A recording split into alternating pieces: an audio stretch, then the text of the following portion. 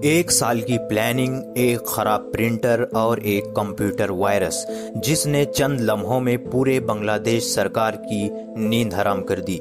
क्योंकि बांग्लादेश की राष्ट्र संपत्ति में से देखते ही देखते $1 बिलियन यानी 7,000 करोड़ रुपये गायब हो चुके थे। छुट्टी का दिन खत्म होने पर जब बैंक एम्प्लॉइज देश की सबसे ज्यादा प्रोटेक्टेड प्लेस यानी नेशनल बैंक ऑफ बांग्लादेश के बिल्डिंग की 4th फ्लोर पर पहुंचे तो ये देखकर हैरान रह गए कि प्रिंटर मशीन से कई सारे रिसीट्स एक के बाद एक निकल रहे हैं, जो सीधा ये बता रहे थे कि उनके बैंक अकाउंट से $1 बिलियन निकाले गए हैं।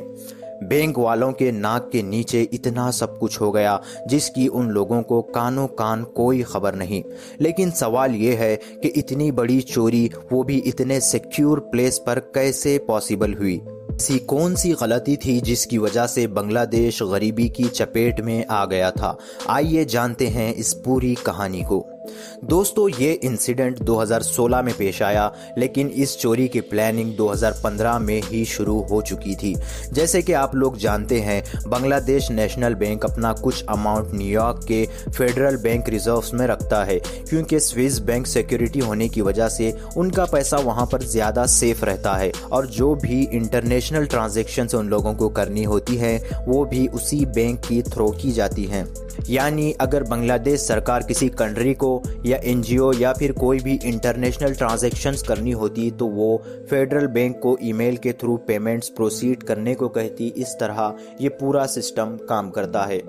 सबसे पहले 2015 में हैकर्स ने फिलीपीन की सिटी मनीला के आरसीबी बैंक में फ्रॉड आइडेंटिटी से 4 अकाउंट्स बनाए और अगले 1 साल के लिए इन अकाउंट्स में किसी भी तरह की कोई ट्रांजैक्शन नहीं हुई। 2015 में बांग्लादेश बैंक को एक ईमेल रिसीव हुआ जिसमें कहा गया कि मुझे आपकी बैंक में जॉब चाहिए, आप इस लिंक के जरिए मेरे सीवी को डाउनलोड कर दीजिए। बैंक एम्प्लॉइज ने ईमेल ओपन किया और डिटेल जानने के लिए उस लिंक पर क्लिक किया, जिसकी वजह से इन लोगों को पता चले बगैर कंप्यूटर में एक वायरस डाल दिया गया।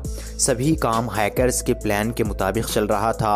अगले 1 साल तक इन लोगों ने इस बैंक की तमाम एक्टिविटीज़ पर नज़र रखी कि ये बैंक कैसे काम करता है, कितने लोग हैं और बैंक से जुड़ी तमाम इंफॉर्मेशन।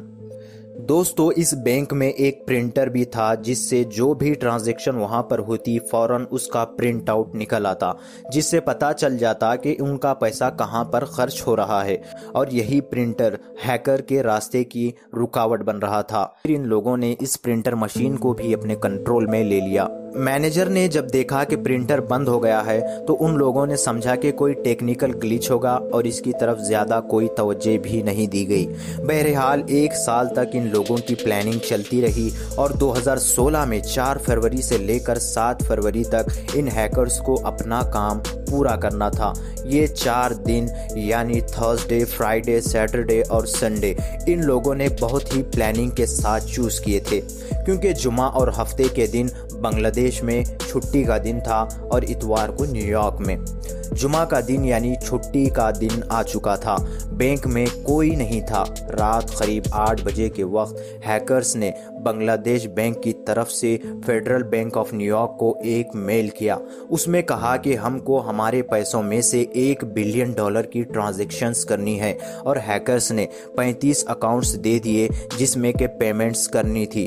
जैसे ही न्यूयॉर्क फेडरल बैंक में ये मेल रिसीव हुआ तो न्यूयॉर्क बैंक वालों ने स्विस सिक्योरिटी होने की वजह से कोई डाउट भी नहीं किया और पेमेंट्स को प्रोसीड कर दिया। लेकिन इससे आगे हैकर्स की किस्मत ने साथ नहीं दिया, क्योंकि जो 35 अकाउंट्स इन हैकर्स ने दिए थे उनमें से 30 अकाउंट्स का एड्रेस फिलीपीन के मनीला शहर का दिया हुआ था और मनीला में जिस जगह पर ये अकाउंट खुलवाए थे उस जगह का नाम जुपिटर था। और यही वर्ड जुपिटर की वजह से 30 अकाउंट्स की पेमेंट्स यानी कि $951 मिलियन रोक दिए गए। लेकिन जुपिटर कीवर्ड में ऐसा क्या था जिसकी वजह से सिस्टम को इस पर शक हुआ? असल में जुपिटर ईरान के एक समंदरी जहाज का नाम है और ईरान पर अमेरिका ने सैंक्शंस लगाए हुए हैं। यानी जुपिटर कीवर्ड्स एक रेड लिस्टेड वर्ड था, इसीलिए $951 मिलियन वाले 30 अकाउंट्स को फिर से वेरीफाई करने के लिए रोक दिया गया। वेरीफाई करने के लिए फेडरल बैंक वालों ने बांग्लादेश बैंक से कांटेक्ट किया, लेकिन बदकिस्मती से बांग्लादेश में छुट्टी का दिन था और बांग्लादेश बैंक से कांटेक्ट करने की कोशिश की गई, इसीलिए ये 30 ट्रांजैक्शंस भी रोक दिए गए।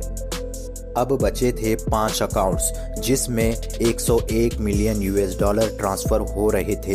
इन 5 में से एक अकाउंट श्रीलंका के एक NGO के नाम से बनाया गया था जिसमें $20 मिलियन ट्रांसफ़र होने वाले थे, लेकिन ये ट्रांजैक्शन भी रोक दी गई क्योंकि हैकर्स ने फाउंडेशन की स्पेलिंग गलत लिखी थी। पहले तो इस अकाउंट में स्पेलिंग मिस्टेक थी, फिर इसके अलावा एक मामूली से NGO को इतनी बड़ी रकम भेजा जाना, बैंक वालों ने इस पर डाउट किया और कंफर्मेशन के लिए $20 मिलियन भी रोक दिए गए।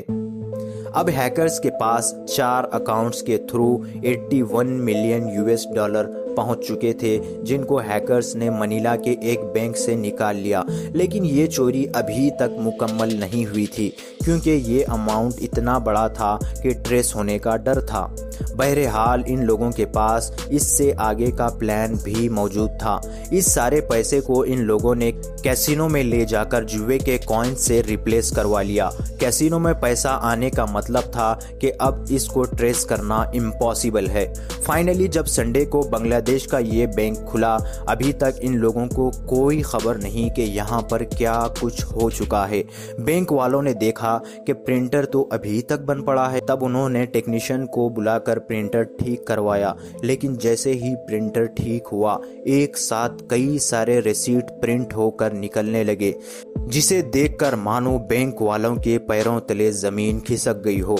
जब उन्होंने न्यूयॉर्क कांटेक्ट किया, लेकिन संडे होने की वजह से न्यूयॉर्क बैंक में छुट्टी थी। फिर जब उन्होंने RCB बैंक में कांटेक्ट किया तो वहां पर चाइनीज़ न्यू ईयर होने की वजह से छुट्टी थी। जब इन्वेस्टिगेशन शुरू हुई तब तक काफ़ी देर हो चुकी थी। बांग्लादेश वालों को पता चल चुका था वो दुनिया की सबसे बड़ी साइबर हाइस्ट का निशाना बन गए हैं। अब इस इन्वेस्टिगेशन का कोई फ़ायदा नहीं था। आगे चलने वाली इन्वेस्टिगेशंस में पता चला कि ये पैसा नॉर्थ कोरिया के हैकर्स ने चुराया था, जिसमें नॉर्थ कोरिया की सरकार भी शामिल थी, लेकिन बांग्लादेश सरकार के पास इसका कोई ठोस सबूत मौजूद नहीं था और इस चोरी को दुनिया की सबसे बड़ी साइबर हाइस्ट के तौर पर देखा जाता है। दोस्तों ये था आज का वीडियो। अगर वीडियो पसंद आए तो लाइक और शेयर ज़रूर करें। अगर अभी तक आपने हमारे चैनल SK एडवेंचर्स को सब्सक्राइब नहीं किया है तो ज़रूर सब्सक्राइब कर लें। जल्द ही मिलते हैं एक और इंटरेस्टिंग वीडियो के साथ।